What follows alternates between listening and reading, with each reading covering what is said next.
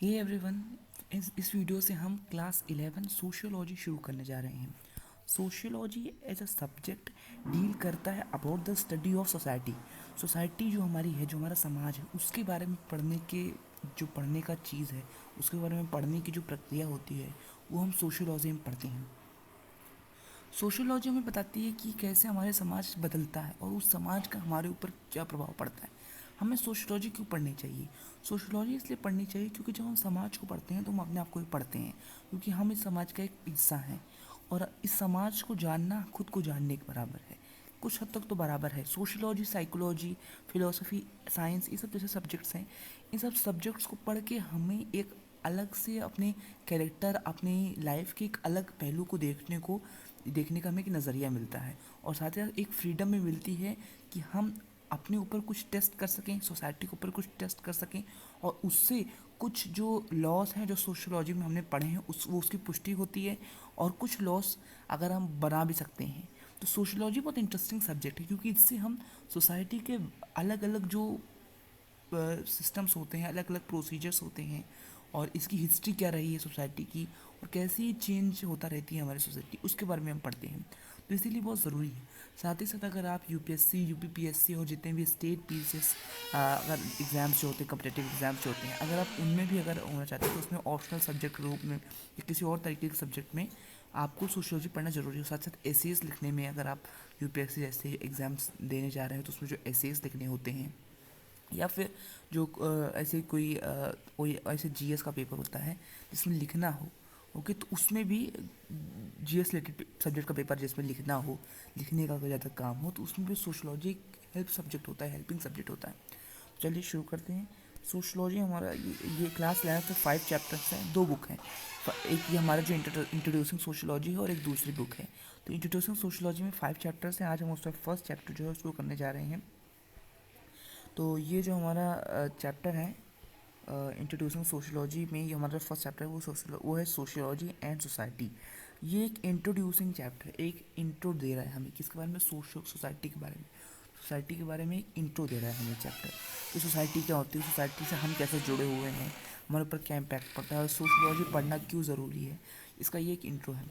Late us begin with some suggestion that are often me to young students like you. देखिए, हम जैसे भी 11th 12th 10th के बच्चे हैं, तो हमारे सामने कुछ सजेशंस हमको दिए जाते हैं। One advice is often made is study hard and you will do well in life. जैसे हमें बोला जाता है कि अगर तुम ज़्यादा अच्छे से पढ़ोगे लिखोगे, जब हम छोटे हो तो हमसे बोला जाता है कि तुम ज़्यादा अच्छे से पढ़ोगे लिखोगे तो जीवन में अच्छा करोगे, आगे बढ़ोगे।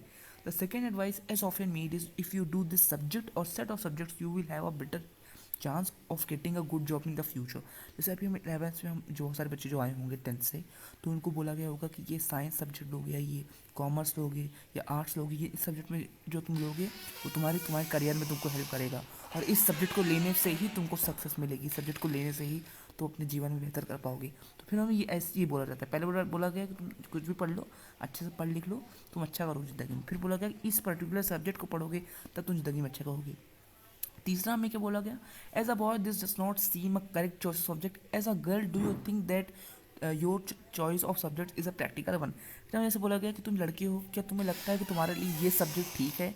और लड़की से अगर तुम ऐसे बोला जाएगा कि लड़की से, तुम अगर एक लड़की हो, तुमको लगता है कि तुम इस सब्जेक्ट को पढ़ पाओगे ठीक से। जैसे लड़कों के स्टीरियोटाइप रहते हैं कि लड़की आर्ट्स में अच्छा नहीं कर पाएंगी, लड़की मैथमेटिक्स में, कॉमर्स में जो मैथमेटिक्स होता है उसमें ज़्यादा अच्छा नहीं कर पाएंगी। हाँ, ये बोला जाता है। तो ये क्या है, स्टीरियोटाइप्स हमारी सोसाइटी के, तो ऐसे ये देख के बोला जाता है। तो ऐसे बहुत सारे हमें सजेशंस दी जाते हैं। सजेशंस कौन देता है? सजेशंस जो है, जो हमें सजेशंस मिल रहे हैं यहाँ, ये सजेशंस हमें हमारी सोसाइटी देती है। हमारी जो सोसाइटी है वो हमें ये सजेशंस देती है, ओके। और इन सजेशंस से हमारे ऊपर इम्पैक्ट भी पड़ता है। यही सजेशंस हमारी करियर चॉइसेस को इन्फ्लुएंस करते हैं। तो इस तरीके से जो हमारे सजेशंस हमें दिए जाते हैं, सोसाइटी हमारे साथ हमारे लिए बोलती है, वो सजेशंस हमारी चॉइसेस को, हमारी लाइफ को इन्फ्लुएंस करते हैं, यहाँ ये बताया जा रहा है। और भी चीज़ें बोली जाती हैं। Your family needs you to get a job soon, so why choose a profession that will take a very long time. Family के को सेक्टर में कहीं बोला जाता है कि तुम्हारी फैमिली चाहती है कि तुम जल्दी से कोई प्रोफेशन ले लो, तो जल्दी से तुम कोई जॉब ले लो, जल्दी से कोई जॉब में तो लग जाओ, क्योंकि तुम्हारे पास, अगर फैमिली के पास इतनी फाइनेंशियल इंडिपेंडेंट फैमिली नहीं है, तो इसीलिए तुमको जल्दी से कोई जॉब हो लग जानी चाहिए, इसलिए तुम ये सब्जेक्ट मत दो, जैसे तुम साइंस मत दो, पीसीबी मत दो, पीसीबी लोगे तुमको बहुत सारा भी मेडिकल में पढ़ाई करनी पड़ेगी। तो ये सब चॉइसेस में दी जाते हैं। I am giving examples. You will join your family business, so why do you wish to do this subject. जैसे अगर तुम आर्ट्स कर रहे हो तो बोला जाएगा तुम आर्ट्स को कर रहे हो, तुमको तो वो फैमिली बिजनेस ज्वाइन करना है, तुमको कॉमर्स करना चाहिए। तो ऐसे हमें चॉइसेस दी जाती हैं। Let us examine the suggestions. Do you think the first advice contradicts the other three.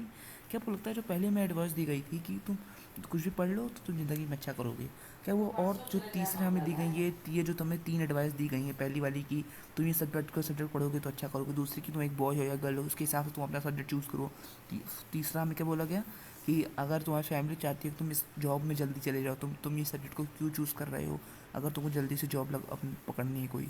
तो ऐसे हमें और सजेशन दिए गए। तो आपको लगता है कि जो फर्स्ट सजेशन दिया गया था तो बाकी 3 सजेशन का जो हमें एसेंस निकला है उसको कॉन्ट्रडिक्ट करता है। हाँ बिल्कुल करता है, बिल्कुल उनको कॉन्ट्रडिक्ट कर रहा है।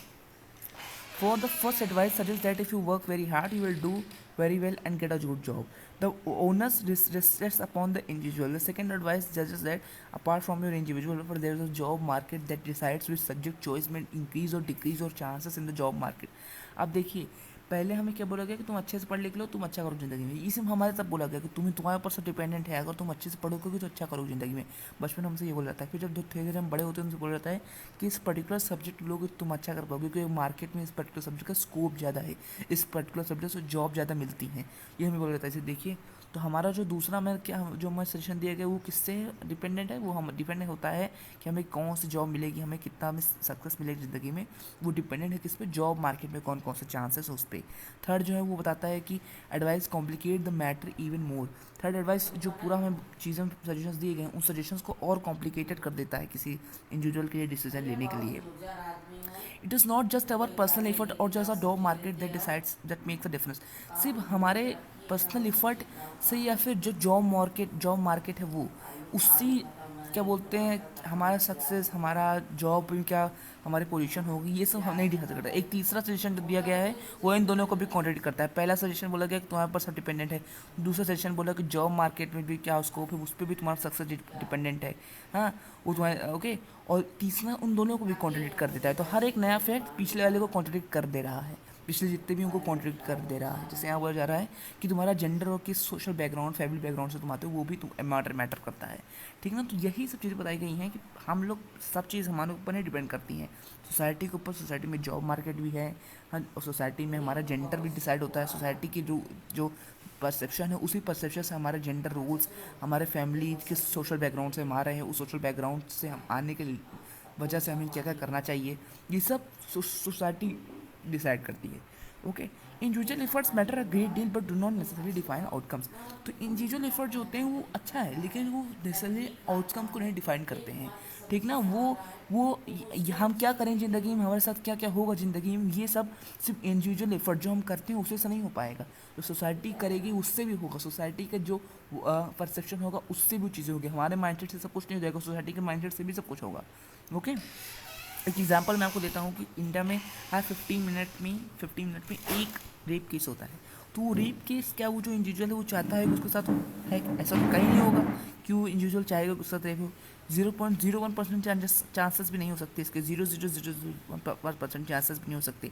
इसका मतलब सोसाइटी में कुछ लोग हैं जो चाहते हैं कि उसके साथ रेप हो। तो ये क्या है, ये इंडिविजुअल एफर्ट से सब कुछ नहीं करते हैं, सोसाइटी जो करती है उससे भी होता है। कितने लोग कॉम्पिटिटिव एग्जाम्स की प्रिपरेशन करते हैं लेकिन क्या सबका सिलेक्शन मिल जाता नहीं होता, क्योंकि सोसाइटी है जो कंट्री में जो सिस्टम चल रहा है, एजुकेशन सिस्टम चल रहा है उसके हिसाब से ये तय होगा कि उसको सिलेक्शन मिलेगा कि नहीं मिलेगा।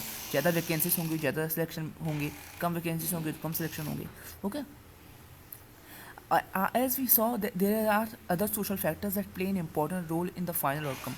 Here we have only mentioned the job market, the socio-economic background and gender. Can you think of other factors? अब हमने तो यहाँ 2-3 फैक्टर्स से बताए हैं जो हमारे जॉब मिलने पे या हमारे सक्सेस में जो हेल्प कर सकते हैं, लेकिन और भी बहुत सारे फैक्टर्स हैं जो हमारे सक्सेस में बाधा बन सकती हैं, हमारे सक्सेस में हेल्प कर सकते हैं। अब देखिए यहाँ जो चीज़ें सजेशन बताए गए ये आपके लिए हेल्प भी कर सकती हैं। जैसे कि अगर आप कोई एक सब्जेक्ट ले लीजिए तो आपको ज़्यादा हो सकते हैं चांस हो जाए। अगर आप कम छोटे सोशो इकोनॉमिक बैकग्राउंड से, मतलब पिछड़े सोशो इकोनॉमिक बैकग्राउंड से, ऐसे समाज में जिसमें एक तरीके का सोशो इकोनॉमिक बैकग्राउंड अच्छा नहीं माना जाता है, अगर आप उससे हैं तो आपको जॉब नहीं मिलेगी। अगर एक ऐसे सोसाइटी में जहाँ उस सोशो इकोनॉमिक बैकग्राउंड अच्छा माना जाता है तो आपको जॉब मिल जाएगी। तो ये अच्छा भी कर सकते हैं, बुरा भी कर सकते हैं, ठीक ना। तो सब सोसाइटी के ऊपर, कुछ सोसाइटी के ऊपर डिपेंड होता है, कुछ हमारे ऊपर डिपेंड होता है, ठीक ना। तो इसलिए हमें सोसाइटी के बारे में पढ़ना जरूरी है, क्योंकि सोसाइटी हमारे ऊपर एक अच्छा इम्पैक्ट छोड़ती है और एक बुरा इम्पैक्ट भी छोड़ती है, दोनों छोड़ती है। Can you think of other factors? अब भी बहुत सारे हमारे और भी फैक्टर्स हो सकते हैं जो हमारी जॉब चॉइस को क्या बोलते हैं, कंस्ट्रक्ट करते हैं। जैसे कि वो decides what is a good job.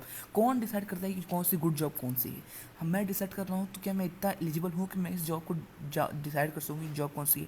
और अगर मैं ही डिसाइड कर रहा हूँ तो क्या ये सारे चॉइसेस मेरी हैं? क्या मेरे अंदर पहले से वो स्टीरियोटाइप्स नहीं हैं जो सोसाइटी मेरे अंदर भर दी हैं? उस स्टीरियोटाइप्स के सेंटर से मैं ये सब चूज़ कर रहा हूँ।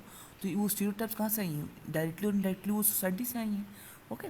Do all societies have similar notions of what is क्या सारी सोसाइटी में what is a good job similar notion है? जैसे कि पंजाब में आप जाइए, पंजाब में आपको क्या बोलेंगे, पंजाब में अगर आप जाएंगे पंजाब में, तो वहाँ आपको एक अलग मिलेगा कि वहाँ किसी फैमिली में बच्चों को क्या बनना चाहिए। वहाँ एक अलग वो होगा कि हम ये फैमिली चाहती है कि इसके बच्चे ये बने, इस फैमिली में जो अडल्ट हैं वो ये बने, ये जॉब करें।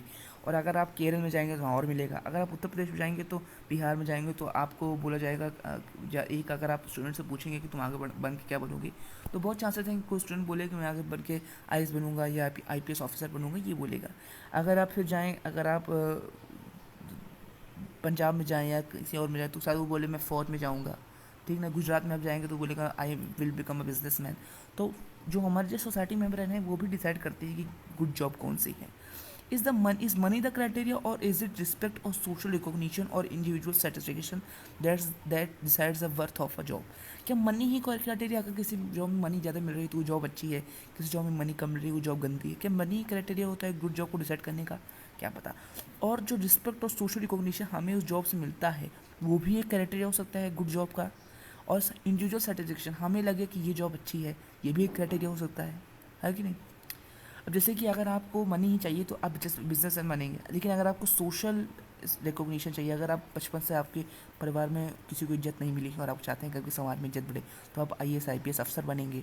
और अगर आप चाहते हैं कि आपको इंडिविजुअल सेटिस्फेक्शन मिले तो हर कोई आईएएस आईपीएस बन के समाज को सुधार सकता है, क्योंकि सिस्टम में बहुत सारी खराबियाँ हैं, बहुत सारी लूप होल्स हैं। तो वो सोचेगा कि जब मैं कुछ कर ही नहीं पा रहा समाज के लिए तो मैं क्या करूँगा आईएएस आईपीएस बन के। तो यहाँ इंडिविजुअल सेटिस्फेक्शन नहीं मिल रही है, तो हो सकता है वो सोशल रिफॉर्मर बन जाए, वो भी जॉब है। सोशल वर्कर बन जाए तो वो भी एक इंडिविजुअल सर्टिफिकेशन वो इंडिविजुअल्स को सेटिस्फाई करेगा, ठीक ना। तो ऐसे अलग अलग क्राइटेरिया हो सकते हैं एक गुड जॉब को डिसाइड करने के लिए। Do culture and social norms have any role to play? क्या जो हमारा कल्चर होता है और जो हमारे कल्चर के साथ हम जो सोशल नॉर्म्स जुड़े होते हैं, सामाजिक जो नियम जुड़े होते हैं, क्या वो भी डिसाइड करते हैं कि गुड जॉब कौन सी है? The individual student must study hard to do well, but how will he she does this structured by a whole set of societal factors? किसी बच्चे को बहुत पढ़ना लिखना चाहिए तभी वो कुछ अच्छा कर पाए ज़िंदगी में, लेकिन कैसे पढ़ना चाहिए, किस प्रोसेस से पढ़ना चाहिए, कितना पढ़ना चाहिए, ये सब एक पूरे सोसाइटल फैक्टर्स है जो बताते हैं, ठीक ना। एक करिकुलम आपको डिज़ाइन होता है, करिकुलम कौन डिज़ाइन करता है? सोसाइटी डिसाइड करती है। हम तो पूरा एक आपका स्टडी करिकुलम होता है, पूरे एक आपका स्ट्रक्चर क्लासेस होती है, उसमें आपको जाना होता है, पढ़ना होता है, तो ये सब कौन डिसाइड कर रहा है? एक सोसाइटल फैक्टर है वो डिसाइड कर रहा है। The job market is defined by the needs of the economy. जो हमारा जॉब मार्केट है जहाँ हम काम करने जाएंगे वो किससे डिसाइड हो रहा है? इकोनॉमिक नीड्स में। अगर आपकी जो इकोनॉमी है, अगर आप ऐसी कंट्री में रह रहे हैं या ऐसी सोसाइटी में रहे हैं जहाँ इकोनॉमी बहुत डेवलप नहीं है, तो हो सकता है आपको एग्रीकल्चर करना हो। और अगर इकोनॉमी बहुत डेवलप है, बहुत डेवलप्ड कंट्री है, तो आप क्या करेंगे? आप शायद टर्शरी एक्टिविटीज़ में जाएंगे, टर्शरी काम करेंगे, जैसे कि टीचिंग हो गया, बैंकिंग हो गई, ये सब आप करेंगे, ठीक ना। तो इकोनॉमी से भी डिसाइड होता है कि हम अपनी ज़िंदगी में क्या करेंगे, ठीक ना। फिर हमारा क्या है, हमारा ये है the needs of the economy are again determined by the economic and political policies pursued by the government. Economy कैसे होगी, इकोनॉमिक का स्ट्रक्चर कैसे होगा, ये कौन डिसाइड करता है? गवर्नमेंट डिसाइड करती है। गवर्नमेंट को चूज़ कौन करता है? लोग चूज़ करते हैं। लोग क्या है? सोसाइटी है। तो सोसाइटी का यहाँ भी इन्फ्लुएंस दिख रहा है हमें, ठीक ना। हाँ, अब आगे क्या है? The chances of the individual student are affected both by these broader political and economic measures as well as by the societal background of his or her family. अब देखिए जो चांसेस होंगे किसी इंडिविजुअल स्टूडेंट के job में जाने के या फिर अच्छा करियर होने की, वो किससे डिसाइड हो रहा है? वो ब्रॉडर पॉलिटिकल और इकोनॉमिक मेजर्स, जो पॉलिटिकल मेजर्स जो हमारे पॉलिसी मेकर्स ले रहे हैं, और जो इकोनॉमिक मेजर्स हैं जो पॉलिसी मेकर्स वो भी कर रहे हैं, दोनों एक वही कर रहे हैं। पॉलिटिकल मतलब जो हमारे इकोनॉमिक, सिर्फ हमारे पॉलिसी मेकर्स ही पॉलिटिकल मेजर्स नहीं लेते हैं, हम भी तो लेते हैं। हमारी वजह से तो वहाँ है, पार्लियामेंट में है या स्टेट असेंबलीज में है। तो पॉलिटिकल मेजर्स के लिए कौन रिस्पॉन्सिबल है? सोसाइटी भी रिस्पॉन्सिबल है। और जो इकोनॉमिक मेजर्स हैं उनके लिए कौन रिस्पॉन्सिबल है? पॉलिसी मेकर्स रिस्पॉन्सिबल है। पॉलिसी मेकर्स को सोसाइटी ने चूज़ करा है, ठीक ना। तो ये सब भी क्या करते हैं, हमारे क्या बोलते हैं, गुड जॉब, या हमारे जो किस जॉब में हम जाएंगे, किस जॉब में जाने में हमारे ज़्यादा चांसेस है, इन सब चीज़ों को इफेक्ट करते हैं। और साथ ही साथ जो हमारा इफेक्ट करते हैं, और जो हमारा सोशल बैकग्राउंड है, किस सोशल बैकग्राउंड से हम आ रहे हैं। अगर हम दलित हैं तो हमारे कौन सा जॉब हमारे लिए सूटेबल होगा। अगर हम कोई ब्राह्मण हैं, ब्राह्मण फैमिली से आए हैं, तो हमारे लिए कौन सी जॉब सूटेबल होगी। तो ये सब भी क्या करते हैं, ये सब भी हमारे करियर चॉइसेस को, जॉब चॉइसेस को कंस्ट्रक्ट करते हैं, रिफ्लेक्ट करते हैं, अफेक्ट करते हैं। This gives us a preliminary sense of how sociology studies human society as an interconnected whole. जो सोशियोलॉजी, बहुत इंपॉर्टेंट देखिए टॉप स्टेटमेंट है, इसको आप मार्क कर लीजिएगा कि सोशियोलॉजी है वो हम पूरी ह्यूमन सोसाइटी को, पूरा जो सोसाइटी है, कोई भी सोसाइटी, चाहे वो कोई भी सोसाइटी, दुनिया में कोई भी सोसाइटी है, तो उस सोसाइटी को पूरे तरीके से पढ़ती है। हर एक पहलू पर डिबेट और डिस्कशन होता है सोशियोलॉजी को पढ़ते समय, ठीक ना। तो ये देखिए यही होता है, sociology is a subject that studies the human society is an interconnected whole. इसको मार्क कर लीजिएगा, एग्जाम में लिखने में काम आएगा। And how society and the individual interact with each other, के जो सोसाइटी में जो इंडिविजुअल होता है और जो सोसाइटी होती है वो कैसे एक दूसरे से इंटरेक्ट करते हैं। ये भी तो एक टॉपिक है कि जो सोसाइटी में इंडिविजुअल और सोसाइटी का क्या रिलेशनशिप है, कैसे एक दूसरे को ये इफेक्ट करते हैं, ठीक है। The problem of choosing subjects is a senior secondary school is a source of personal worry for the individual student. That this is a broader public issue affecting students as a collective entity is self-evident. जब आप देखिए senior secondary मतलब 11 12 में जब आप जाते हैं तो आप कोई सब्जेक्ट को चूज़ करने के लिए आपको बोला जाता है। जब सब्जेक्ट को आपको चूज़ करने के लिए बोला जाता है तो ये आपकी पूरी कलेक्टिव एंटिटी और सेल्फ एविडेंट, आप देखिए ये पूरी सेल्फ एविडेंट कि आपको क्या अच्छा लग रहा है, क्या बुरा लग रहा है, किस सब्जेक्ट को आप चूज़ करेंगे, ये आपके ऊपर डिपेंड हो रहा है। लेकिन one of the task of sociology is to unravel the connection between a personal problem and a public issue. अब ये तो एक पर्सनल प्रॉब्लम है कि हमें कौन सा सब्जेक्ट चूज़ करना है, लेकिन इससे एक पब्लिक इशू भी जुड़ा हुआ है। यही हमारे इसी को ही अनरावल करना है, इसी को ही पता लगाना है, इसी की परतें खोलना ही इस चैप्टर का फर्स्ट थीम है।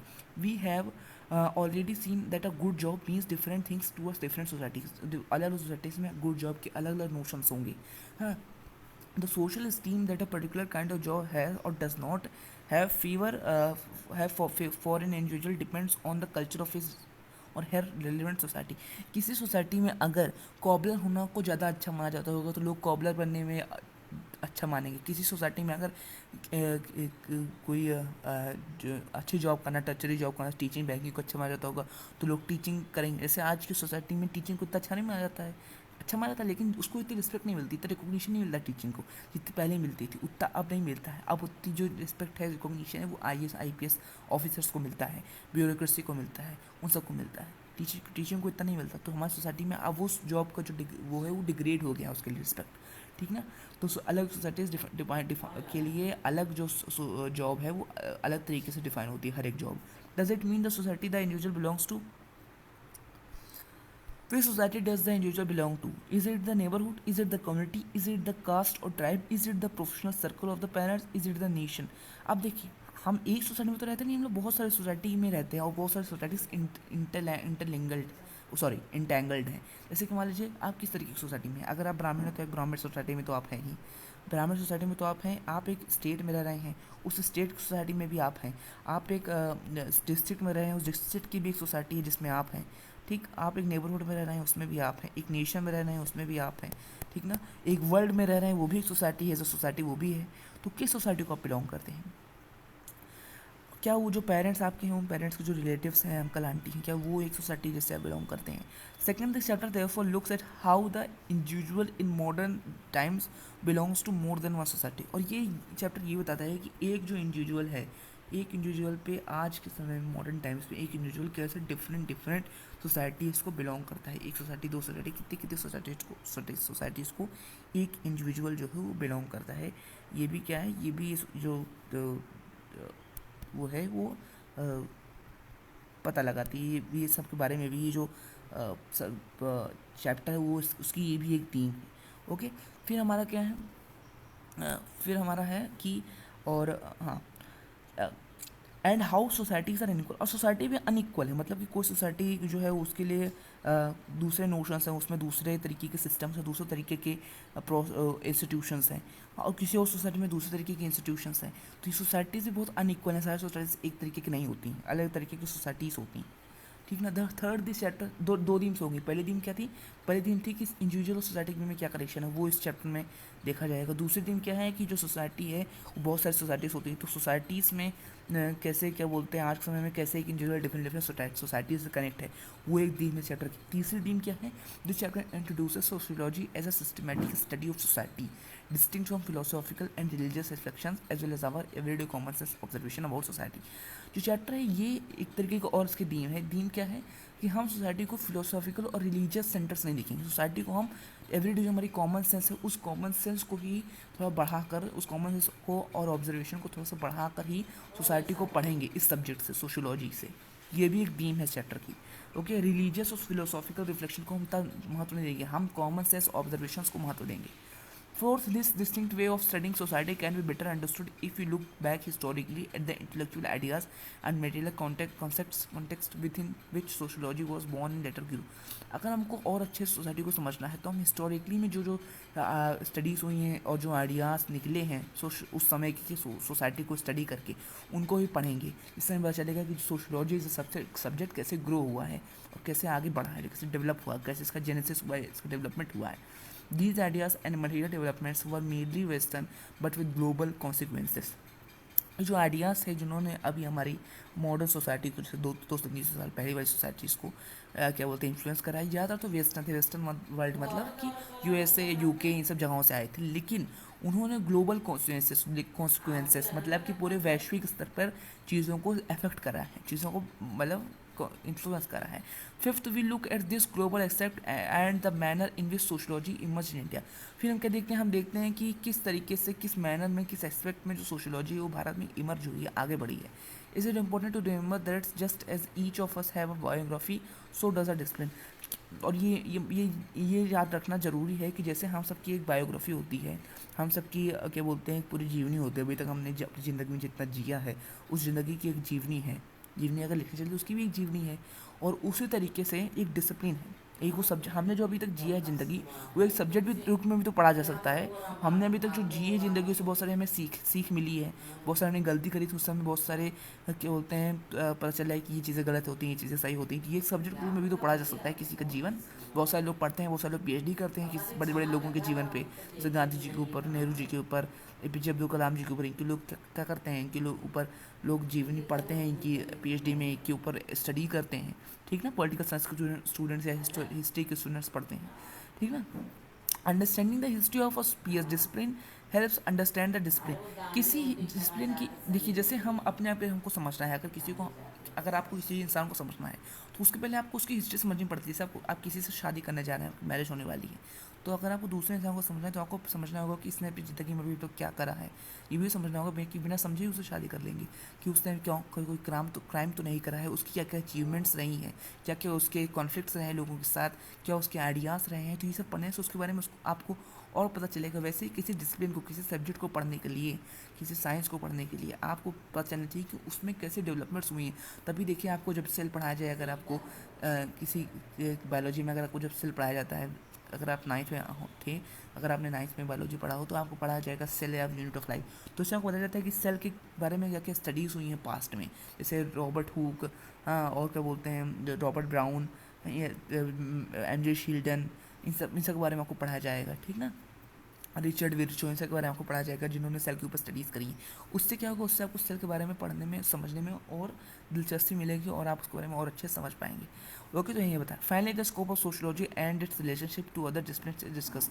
और फिफ्थ डीम जिसको कह सकते हैं चैप्टर की, उसमें क्या होता है, उसमें सोशियोलॉजी क्या होती है और उसके साथ जो अदर डिसिप्लिन है, मतलब जैसे हिस्ट्री है, पॉलिटिकल साइंस है, इकोनॉमिक्स है, इन सब के बारे में, इस साइकोलॉजी है, इन सब से सोशियोलॉजी कैसे कनेक्टेड है वो भी हम फिफ्थ डे में डिस्कस करते हैं। ठीक ना। तो इस पूरे वीडियो में हमने आपको सब बता दिया है। नेक्स्ट वीडियो में हम जो है वो जो हमारा सेकंड टॉपिक है the sociological imagination, the personal problem and the public issue, ये पढ़ने जा रहे हैं, जो इस चैप्टर की फर्स्ट थीम है, जो हमने यहाँ पढ़ी फर्स्ट थीम है। ठीक है ना। चलिए नेक्स्ट वीडियो में हम उसको पढ़ेंगे। Thank you.